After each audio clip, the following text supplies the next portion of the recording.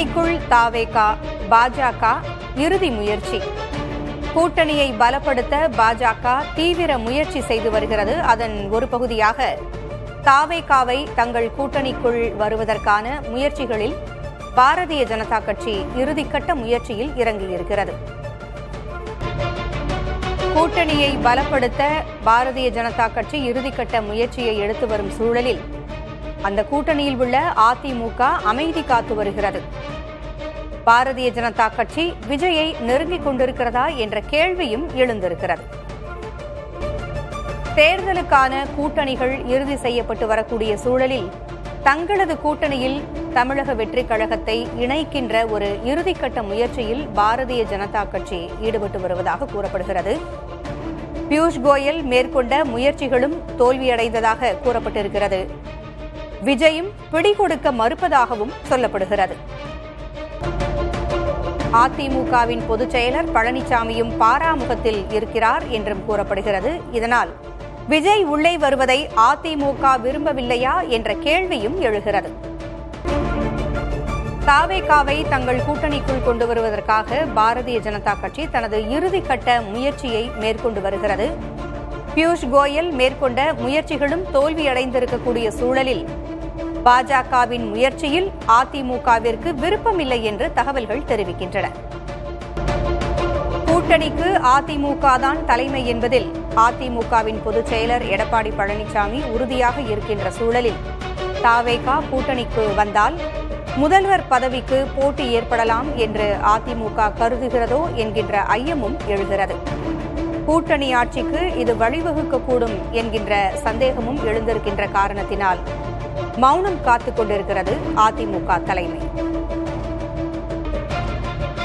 அதிமுகவின் எடப்பாடி பழனிசாமி இந்த விவகாரத்தில் இறங்கி வர மறுப்பதால் பாரதிய ஜனதா கட்சி இந்த விவகாரத்தில் அதிருப்தியில் இருப்பதாகவும் சொல்லப்படுகிறது. பாரதிய ஜனதா அதிமுக கூட்டணியில் விஜயனுடைய தாவேகாவையும் இணைப்பதற்காக பாஜக தனது இறுதிக்கட்ட முயற்சியை மேற்கொண்டு வருகிறது. ஆனால் அதிமுக அதில் விருப்பம் காட்டவில்லை. பழனிசாமி பாராமுகம் கொண்டிருப்பதாகவே தெரிகிறது.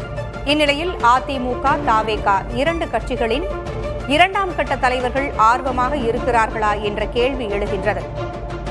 பாரதிய ஜனதா கூட்டணிக்கு இசைவாக அடுத்த நிலை தலைவர்கள் இதுகுறித்து பேசுவார்களோ என்கின்ற எதிர்பார்ப்பும் இருக்கிறது அரசியலர்களிடம். பல முனைகளிலும் விஜயை அணுக பாரதிய ஜனதா கட்சி முயன்று வருகிறது. ஆந்திர தொடர்புகள் வழி பேச பாரதிய ஜனதா கட்சி முற்படுகிறது. விஜயின் நண்பர் விஷ்ணு ரெட்டி மூலமாகவும் பாரதிய ஜனதா அணுகிக் கொண்டிருக்கிறது.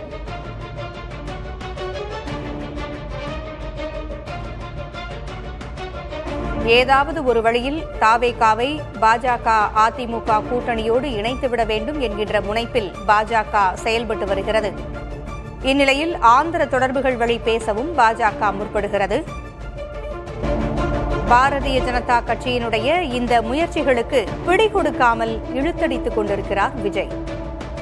இந்நிலையில் டெல்லிக்கு அழைக்கப்பட்டிருக்கிறார் விஜய். டெல்லியில் பாஜக என்ன திட்டமிட்டிருக்கிறது என்பதை பொறுத்திருந்துதான் பார்க்க வேண்டும். பாரதிய ஜனதா கட்சிக்கு பிடிகொடுக்காமல் விஜய் இழுத்தடித்துக் கொண்டிருக்கிறார். டெல்லிக்கு விஜய் அழைக்கப்பட்டிருக்கிறார். இந்நிலையில் டெல்லியில் என்ன திட்டமிட்டிருக்கிறது பாரதிய ஜனதா கட்சி என்கின்ற கேள்வியும் எழுகிறது. சட்டமன்ற தேர்தல் நெருங்கிக் கொண்டிருக்கக்கூடிய சூழலில் அரசியல் களம் சூடுபிடித்திருக்கிறது. ஒவ்வொரு கட்சியும் தனது கூட்டணியை இறுதி செய்து கொண்டிருக்கக்கூடிய சூழலில் அதிமுக, பாஜக கூட்டணி தாவேகாவை தங்கள் கூட்டணிக்குள் கொண்டு வருவதற்காக இந்த கூட்டணியின் பாஜக விரும்புகிறது.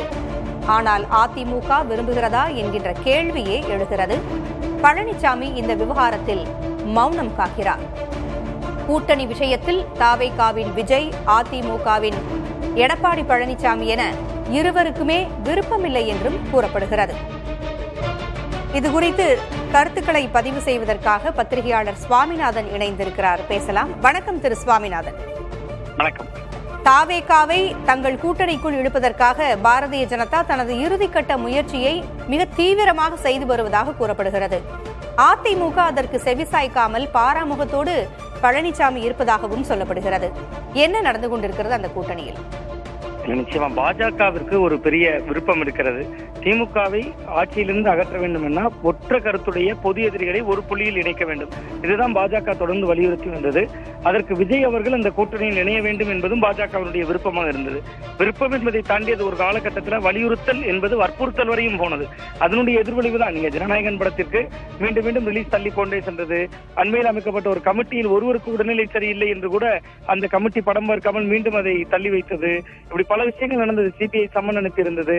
இப்படி பல விஷயங்கள் வழியாகவும் பாஜக கூட்டணிக்குள் தமிழக வெற்றி கழகத்தை கொண்டு வர வேண்டும் என்று பாஜக காய் நகர்த்தி வந்தது.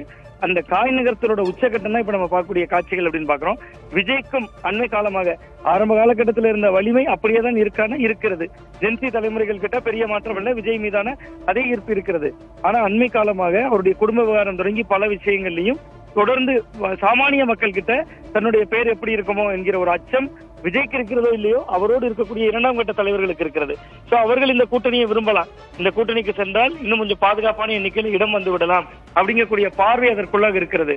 பட் ஆனா அண்ணா திராவிட முன்னேற்ற கழகத்தை பொறுத்தவரை எடப்பாடி பழனிசாமி அவர்களுக்கு விஜய் இப்பொழுது வருவது என்பது, நீங்க கடந்த காலங்கள்ல அவர் பிள்ளையார் சொல்லி போட்டாச்சு, கூட்டணிக்கு அச்சாரம் போட்டாச்சு, அந்த பாருங்க கொடி பறக்குது என்கிற காலகட்டங்கள் எல்லாம் பேசிய பொழுது விஜய் பலவீனத்தின் உச்சத்தில் இருந்தார். ஏன்னா கரூர் சம்பவத்துக்கு பின்பு என்ன நடக்கும் என்று தெரியாது அரசியல் களத்துல. அந்த சூழல்ல அழைப்பு விடுத்திருந்தார் எடப்பாடி பழனிசாமி அவர்கள். அப்போது அவர் அழைப்பு விடுத்து அந்த கூட்டணிக்குள் வந்திருந்தால் அங்க எடப்பாடி பழனிசாமி அவருடைய கரம் ஓங்கி இருந்திருக்கும். பட் இப்ப இந்த கூட்டணிக்கு அழைப்பது என்பது தேசிய ஜனநாயக கூட்டணியின் மையமாக இருக்கக்கூடிய பாஜக தான் இப்ப இந்த கூட்டணிக்கு அழைக்கிறாங்க. அதுக்கான முஸ்தீப்புகள் இருக்கிறாங்க. அப்ப எடப்பாடி பழனிசாமி அவர்கள் என்ன நினைக்கிறாருன்னா, இயல்பாகவே பாஜக அழைத்து வந்தால் கூடுதல் இடங்களை கொடுக்க வேண்டிய நிர்பந்தம் வரும். அது ஒரு இயல்பாகவே நீங்க விஜய் போன்ற ஒரு சக்தி வருகிற பொழுது அவருக்கு அதிக இடங்களை ஒதுக்குகிற பொழுது இயல்பாகவே அது ஒரு கூட்டணி ஆட்சிக்கான அச்சாரமாக மாறிடும்.